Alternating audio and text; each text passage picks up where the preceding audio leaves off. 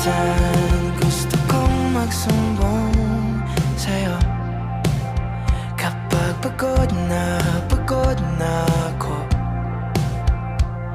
Tama pa bang init na yakap mo ang hinahanap ko?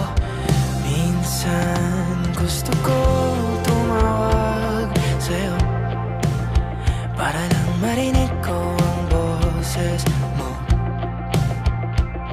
Mali na ba kapag nakangiti ako?